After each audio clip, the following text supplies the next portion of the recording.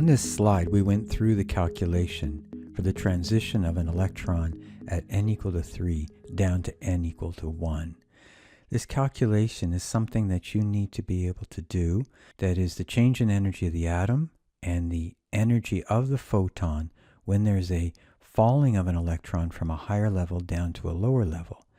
But you should also be able to do a calculation of a change in energy of the atom when the electron starts from a lower level and goes up to a higher level. It's the exact same calculation. And indeed, it could be a photon of light that causes such a transition. Now you can see that we focused on the transition that I've labeled number 2. There are a number of other transitions, 1 and 3 and 4 and 5, etc. I chose these specific transitions because I'd like you to start to see some patterns.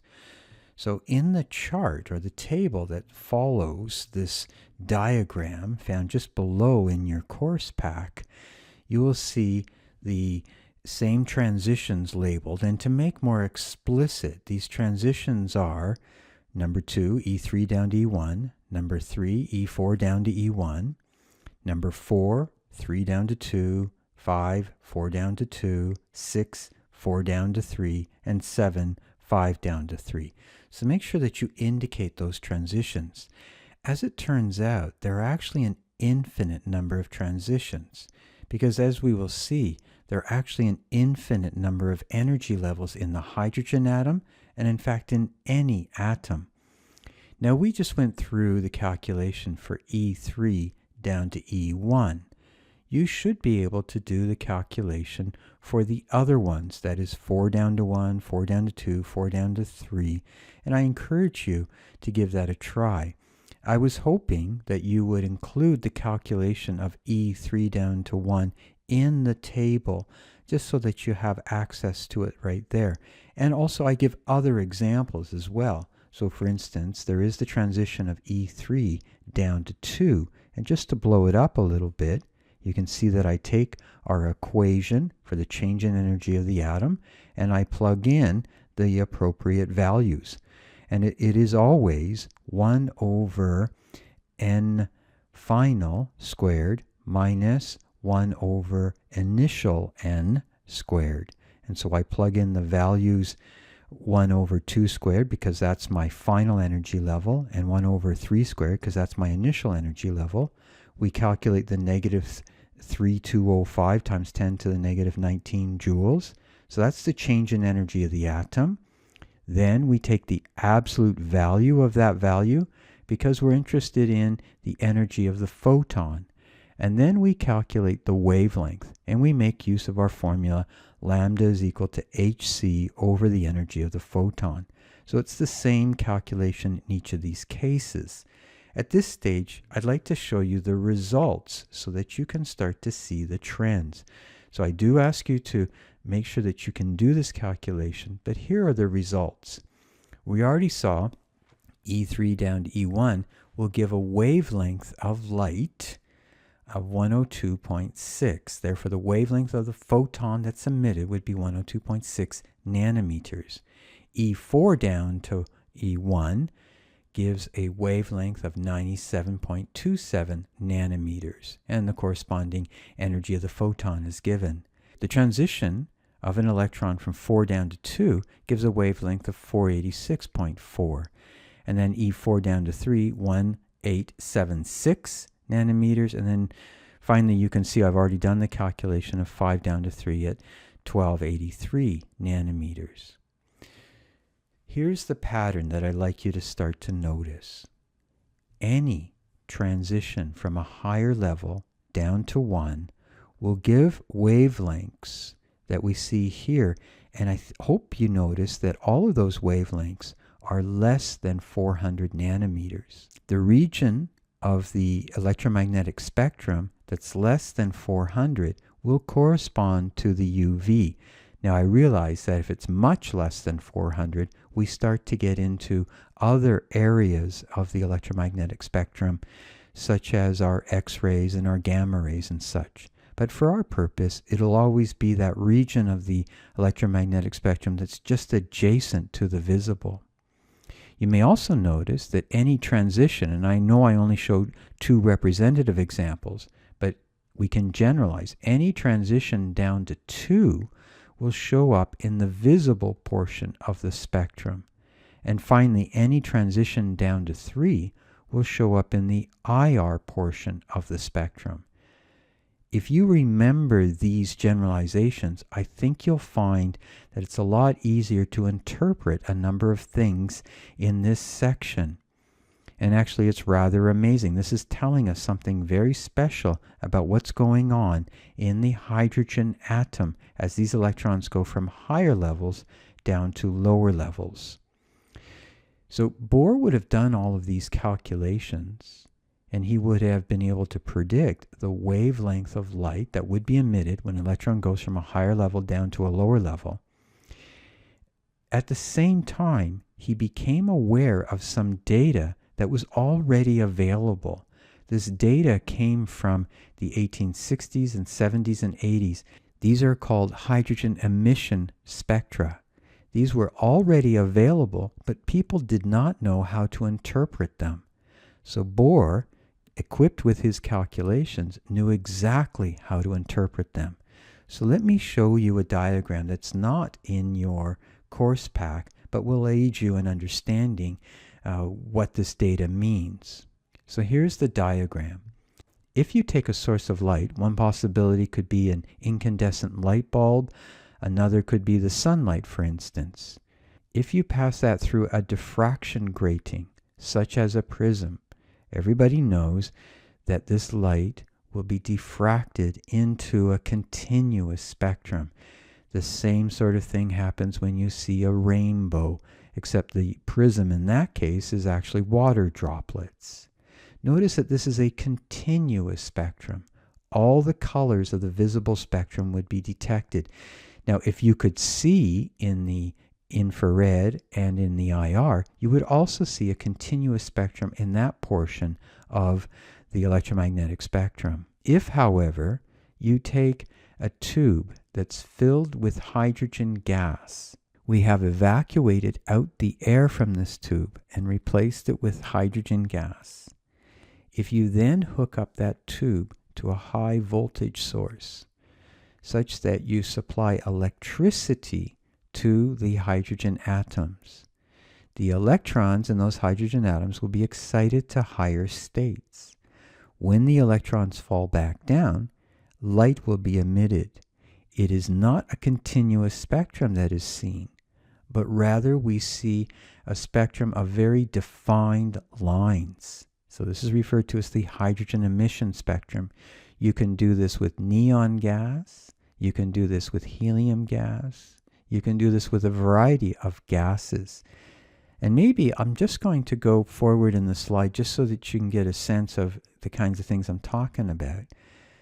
So we have here on the left a hydrogen discharge tube, which gives rise to a hydrogen emission spectrum. And you can kind of see some of the colors that would result. A mercury discharge tube would give rise to a variety of other sorts of colors. Here's a sodium discharge tube, and here's a neon discharge tube.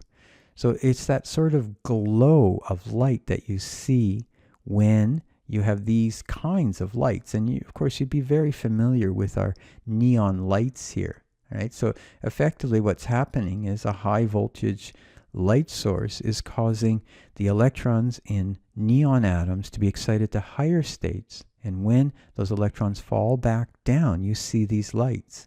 The same sort of effect happens with fireworks.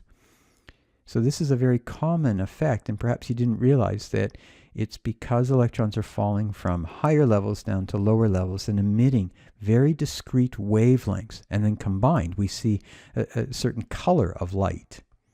So back to this diagram. So in the case of the hydrogen emission spectrum, in the visible portion of that spectrum, we will see quite easily actually 4 lines. In fact, there are more lines, but they're a little bit harder to see. The first line is kind of in the yellowish region, and it occurs about 656 nanometers. We see another line around 486, another line around 483, 410. And as I say, there are lines that are lower than 410, but those are the approximate positions of those lines. There are no colors or lines in between these. Now, when we see these lines, in fact, what's happening is we're getting a peak inside the atom, because these are the result of electrons falling from higher levels down to lower levels. Let's just keep in mind the numbers 656 and 486 and go back to these calculations that we're doing. So we've got 656, and as a result of our calculation, and I'm sure this is just a rounding difference, we also see in our set of calculations the number 657. So in other words, that line that we see in the spectrum on the previous slide is the result of an electron going from a higher level, specifically energy level number 3, down to 2. And it will give that wavelength. In the other page, 656, here we calculate 657. If an electron falls from 4 down to 2, it will give rise to a wavelength around 486. Again, we see in this diagram right here that 486 shows up kind of as a pale blue color. That's the result of an electron going from 4 down to 2. As you might imagine, the wavelength of light that shows up at 434 is a result of an electron going from 5 down to 2. So I'm just going to label these right here, but you'll also have an opportunity of labeling something on your own page. So this is 3 down to 2. This is 4 down to 2. And then as we predicted, this would be 5 down to 2. And maybe you get the idea this next one will be 6 down to 2. So if we were to do a calculation like what we just did and set N final as energy level number 2 and N initial as energy level number 6, proceed with the calculation, we'd end up with around 410 nanometers. Now I say around, it depends on rounding errors, that sort of thing. So to make a connection with what you have in your course pack, I have a hydrogen emission spectrum represented, but it doesn't include the colors. So let's take a look. So I repeat this diagram that shows the various transitions for which we did calculations. And then I've labeled some lines A, B, C, D. Now this graph corresponds to the hydrogen emission spectrum. And line A, as we saw, is the result of an electron going from energy level number 3 down to energy level number 2. So I ask you to label that on your course pack. That wavelength was the one around 656. Next, we have a transition corresponding to line B. That was one of the lines for which we did a calculation, and that is a transition of 4 down to 2. And as alluded to, the line labeled C would be the result of 5 down to 2. And the line labeled D would be the result of 6 down to 2. Note that all of these transitions are down to 2. They're all in the visible portion of the spectrum. Now you can see that there are many more lines that potentially we would see. Now the reason why they're not so easily seen is they are getting to the edge of the visible portion of the spectrum in the sense that our eyes no longer detect these wavelengths as these lines are showing up somewhat below 400.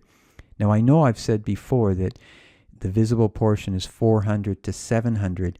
I'd like you to offer a little bit of flexibility here. I still consider those other lines below 400 to essentially be in the visible portion of the spectrum. It's good to just combine all of these together. There appears to be a last line beyond which there are no other lines. Now recall that all the transitions are down to 2. Now one of the reasons why these lines are getting closer and closer together is because while there are more energy levels, the difference between the energy levels gets smaller and smaller. So there'd be an N equal to 6, and of course there would also be an N equal to 7, and there would be an N equal to 8. But at a certain point, it would be harder to distinguish the difference in energy between these energy levels. And you may remember I also said that in fact there would be an n equal to infinity. And that would be somewhere there. So I'm trying to get at the fact that this last sort of line that you see in the visible portion of the spectrum would be E infinity down to 2. In other words, taking an electron from outside of the atom and bring it down to energy level number 2. This change in energy is still happening essentially in the visible portion of the spectrum. Again, the reason why the lines are getting closer and closer together is because the difference in energy between the energy levels gets smaller and smaller.